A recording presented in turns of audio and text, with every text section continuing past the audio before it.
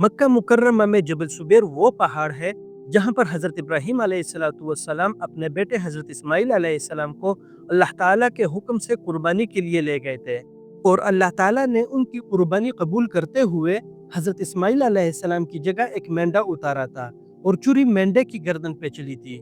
ये पहाड़ मिना से अरफात की तरफ जाते हुए बाएं जानिब आता है और मिना से जमरात जाते हुए दाएं जानिब आता है, और इस पहाड़ पर जहाँ ये वाकया पेश आया था उसको मकाम इस्माइल कहते हैं। बचपन में हमने एक कहानी सुन रखी थी कि पांचवें अब्बासी खलीफा हारून रशीद के इंतकाल के बाद उनकी जोजा मलका जुबैदा बिनते जाफर मक्का मुकर्रमा हज के लिए आई थी, तो हाजियों के लिए पानी की किल्लत महसूस की।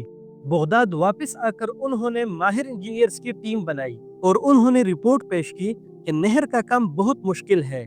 उस वक्त मलका जुबैदा ने वो तारीखी जुमला कहा कि हर कीमत पर नहर की तामीर की जाएगी, वह हर कुदाल के ज़रब पर एक दिनार ही क्यों न देना पड़े।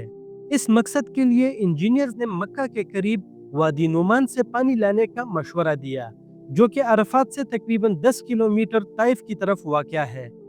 पानी का सप्लाई पहले वादी नुमान से अरफात तक लाया गया और अरफात में जबल रहमत के पास एक सबील बनाई गई जिसको ऐन जुबैदा कहा जाता है। वहां से हाजी पानी पीते थे। अरफात से मुजदलफा नहर निकाला गया। मुजदलफा में मस्जिद मशअर अल हराम के करीब हाजियों के लिए कुएं बनाए गए जहां पानी नहर से आता था। फिर मुजदलफा से नहर मिना तक ले जाया गया। मिना में भी हौज बनाए गए और आखिर में नहर अजीजिया तक ही ले जाना मुमकिन था, जहां पानी स्टोर करने के लिए बड़े हौज बनाए गए जिनको हौज़े जुबैदा या ऐन जुबैदा कहा जाता था। नहर जुबैदा और ऐन जुबैदा के असरात अब भी लोगों के ज़ियारत के लिए बचाए गए हैं, जो कि 1200 बरस तक हाजियों को पानी पिलाती रही। ये नहर 194 हिजरी को बनाई गई और 1370 हिजरी तक हाजियों के इस्तेमाल में रही, जो इंग्लिश कैलेंडर का 1950वां साल बनता है। नहर जुबैदा 10 साल में बनाई गई, जिसकी कुल लंबाई 38 किलोमीटर थी।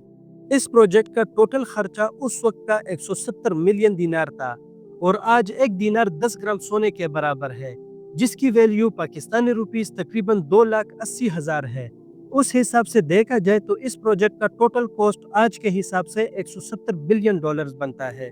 ये इतने पैसे हैं कि आप इससे एक बार पाकिस्तान का कर्ज उतार सकते हैं। इन पथरीली पहाड़ों और चोटियों और वादियों में इतनी खूबसूरती और दुरुस्त लेवल के साथ नहर बनाना खुद में ही एक शाहकार था। नहर जुबैदा के अलावा मलका ने बगदाद से मक्का तक हाजियों के काफिलों के लिए एक गुजरगाह भी बनाई थी, जिसको दरब जुबैदा कहा जाता है। हजरत मोहम्मद सल्लल्लाहु अलैहि वसल्लम के पैदाइश से 50 या 55 दिन पहले अल्लाह ताला ने सारी दुनिया को असहाब फील का एक ऐसा मुअज्जिज़ा दिखाया कि सारी दुनिया की निगाहें खाना काबा और वहां रहने वाले बाशिंदों की तरफ मुतवज्जा हो गई थी। जब यमन के गवर्नर अबरहा बिन सबा ने देखा कि लोग दूर दराज इलाकों से आके खाना काबा का हज और तवाफ करते हैं, तो उसने यमन के एक शहर सना में एक कलीसा तैयार किया और चाहा कि लोग वहां इबादत के लिए आया करें, लेकिन ऐसा नहीं हुआ। अबरहा परेशान हुआ कि इस चर्च के एक दरवाजे की कीमत इतनी है कि पूरा मक्का खरीद सके, लेकिन फिर भी वहां कोई नहीं आ रहा। तो वो खाना काबा ढाने के लिए 60,000 के लश्करी जर्रार के साथ निकला, जिसमें तकरीबन 9 या 13 हाथी थे। इस लश्कर के मुकाबले में उस वक्त मक्का की टोटल आबादी औरतों, बच्चों और बूढ़ों को मिला के तकरीबन 10,000 बनती थी, जो हजरत अब्दुल मुत्तलिब के हुक्म से मक्का खाली करके पहाड़ों की तरफ भाग गए थे। जब लश्कर मिना और मुजदलफा के बीच में एक छोटी सी वादी पे पहुंचा, जिसका नाम वादी मुहस्सर है, तो अबरहा का हाथी बैठ गया और हाथी का मुंह काबा की तरफ होता तो वो बैठ जाता, लेकिन दूसरी तरफ होता तो दौड़ने लगता।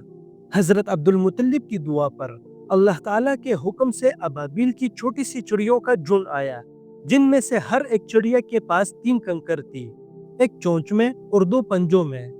अबाबील ने कंकर लश्कर पे फेंकना शुरू कर दिए और वो कंकर जिसको लगता उसके आज़ा कट जाते और वो हलाक होते गए।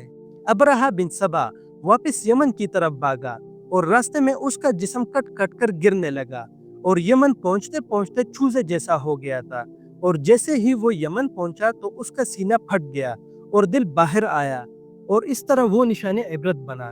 تاریخ کے اسی سال کو عام الفیل یعنی ہاتھیوں والا سال کہا جاتا ہے۔ اس واقعے کی وجہ سے دنیا کی نگاہیں خانہ کعبہ کی طرف متوجہ ہو گئی تھی اور انہیں بیت اللہ کے شرف و عظمت کا اندازہ ہو گیا تھا۔ اب یہاں کی آبادی سے کسی انسان کا دعوت نبوت کے ساتھ اٹھنا اس واقعے کے عین مطابق ہونا تھا، اور عرب کے ارد گرد سپر پاورز جیسے کہ روم، یمن اور فارس جو ہر وقت ایک دوسرے سے لڑتے تھے، ان کی عرب پہ حملہ کرنے کی جرت نہ ہوتی تھی۔ وادی محصر میں وقوف یا قیام کرنا منع ہے۔ اس وادی کو وادی النار بھی کہا جاتا ہے۔ حضرت محمد صلی اللہ علیہ وسلم کے دادا کا نام عبد المطلب تھا، جن کے 10 بیٹے اور 6 بیٹیاں تھیں، اور وہ بنو ہاشم کے سردار تھے۔ حضرت عبد المطلب نے اپنے بیٹے عبداللہ کی شادی بی بی آمنہ سے کرائی، جو بنو زہرہ سے تھی، اور وہ نسب اور رتبے کے لحاظ سے قریش کے افضل ترین خاتون شمار ہوتی تھی۔ حضرت محمد صلی اللہ علیہ وسلم کی پیدائش سے پہلے اور شادی کے کچھ عرصے بعد ہی 25 سال کی عمر میں حضرت عبداللہ تجارت کے لیے شام کے سفر پہ گئے تھے، تو واپسی پہ وہ بیمار ہو گئے، تو انہوں نے مدینہ منورہ میں اپنے ننیال کے ہاں پڑاؤ ڈالا، اور وہیں ان کا انتقال اور تدفین ہوئی۔ پھر 9 یا 12 ربیع الاول کو سوموار والے دن حضرت محمد صلی اللہ علیہ وسلم کی پیدائش ہوئی۔ ولادت کے بعد حضرت عبد المطلب آپ صلی اللہ علیہ وسلم کو خانہ کعبہ لے گئے، اللہ تعالیٰ سے دعا کی اور اس کا شکر ادا کیا، اور آپ کا نام محمد رکھا۔ پھر عرب دستور کے مطابق آپ صلی اللہ علیہ وسلم کا پیدائش کے 7ویں دن ہی ختنہ کیا گیا۔ مروہ پہاڑ سے نکلنے والے باد مروہ کے بالکل سامنے آپ کو پیلے رنگ کا یہ گھر نظر آئے گا، جس کے اوپر مکتب مکہ مکرمہ لکھا گیا ہے۔ یہ نبی اکرم صلی اللہ علیہ وسلم کی جائے پیدائش ہے۔ کچھ مورخین کے نزدیک نبی اکرم صلی اللہ علیہ وسلم حضرت خدیجۃ الکبریٰ سے شادی کے بعد یہاں سے ان کے گھر شفٹ ہو گئے تھے، اور کچھ کے نزدیک انہوں نے ہجرت تک اپنی زندگی کے 53 سال اسی گھر میں گزارے اور پھر مدینہ ہجرت کر گئے۔ حضرت عبد المطلب نے یہ گھر عبداللہ کو دیا تھا، جن کے بعد یہاں پر نبی اکرم صلی اللہ علیہ وسلم رہتے تھے۔ پھر ہجرت کے وقت آپ صلی اللہ علیہ وسلم نے یہ گھر اپنے چچزاد بھائی عقیل بن ابی طالب کو دیا۔ بعد میں حجاج بن یوسف کے بھائی نے یہ گھر خرید کر اپنے گھر کے ساتھ ملایا۔ 171 ہجری میں خلیفہ ہارون الرشید کی والدہ نے یہ مکان خرید کر اس پہ مسجد بنایا۔ پھر سلطنت عثمانیہ میں اس کو درسگاہ بنایا گیا، اور پھر 1343 ہجری میں شیخ عباس بن یوسف القطن نے اس کو مکتبہ بنایا، اور آج بھی کچھ رینوویشنز کے بعد یہ مکتبہ یعنی لائبریری کے شکل میں ہے، جس میں عوام الناس نہیں جا سکتے، آپ بس باہر سے ہی زیارت کر سکتے ہیں۔ حضرت محمد صلی اللہ علیہ وسلم اپنے گھر سے خانہ کعبہ عبادت کے لیے جس راستے سے جاتے تھے، وہاں اب باب السلام یعنی امن کا دروازہ بنا ہوا ہے، جہاں سے حاجی ڈائریکٹ مطاف داخل ہوتے ہیں۔ اس کو بنی شیبہ گیٹ بھی بولتے ہیں، کیونکہ اس گیٹ کے قریب حضرت شیبہ بن عثمان بن طلحہ کا گھر ہوا کرتا تھا۔ حضرت عثمان بن طلحہ رضی اللہ تعالیٰ عنہ وہ صحابی ہے جس کو فتح مکہ کے موقع پر نبی اکرم صلی اللہ علیہ وسلم نے خانہ کعبہ کی کنجی دی تھی، اور اس حسن اخلاق سے متاثر ہو کر وہ مسلمان ہو گئے تھے، اور آج تک خانہ کعبہ کی چابی اسی خاندان کے پاس ہوتی ہے۔ عرب کے شہری باشندوں کا دستور تھا کہ وہ اپنے بچوں کو شہری امراض سے دور رکھنے کے لیے اور خالص اور ٹھوس عربی زبان سیکھنے کے لیے 2 سال تک کے لیے بدوی عورتوں کے حوالے کرتے، اور تاکہ ان کے جسم طاقتور اور اعصاب مضبوط ہو۔ حضرت حلیمہ سعدیہ رضی اللہ تعالیٰ عنہا بیان کرتی تھی کہ قحط سالی کے دن تھے، اور میں اپنے قافلے کے ساتھ مکہ کی طرف دودھ پینے والے بچوں کی تلاش میں نکلی، جس کا ہمیں خرچ بھی ملتا تھا۔ سفر میں میرے ساتھ میرا شوہر اور میرا دودھ پیتا بچہ تھا۔ سواری کے لیے ہمارے پاس ایک کمزور گدی اور ایک اونٹنی بھی تھی، اور بھوک پیاس کا یہ حال تھا کہ میرے سینے میں بچے کے لیے دودھ نہیں تھا، اور نہ اونٹنی خوراک دے سکتی تھی، اور گدی اتنی کمزور کہ سفر نہیں کر سکتی تھی، تو ہم قافلے سے پیچھے رہ گئے اور بمشکل مکہ پہنچے۔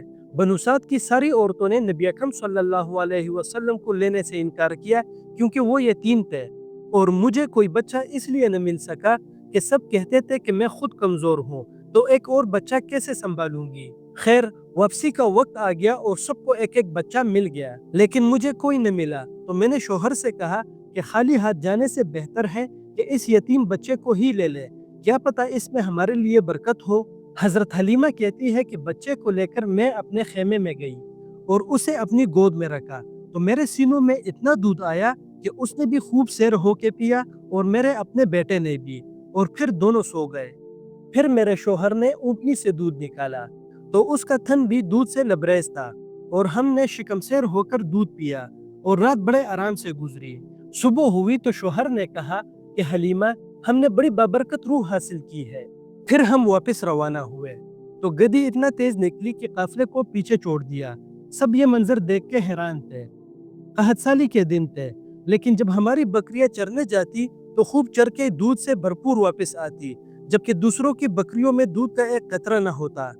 इसी तरह बरकतों और रहमतों में मुसलसल इजाफे और खैर का मुशाहिदा करते करते 2 साल गुजर गए और बच्चे ने दूध चुड़ा दिया। हजरत हलीमा कहती है कि 2 साल पूरा होते ही हम इस बच्चे को उसकी वालिदा बीबी आमना के पास ले गए, लेकिन जो बरकतें हमने देखी थी तो हमारी ख्वाहिश थी कि ये बच्चा हमारे साथ कुछ और वक्त गुजारे। लिहाजा हमने उसकी वालिदा से गुजारिश की और हमारे मुसलसल इसरार पर उन्होंने बच्चा हमें मजीद कुछ अरसे के लिए दे दिया।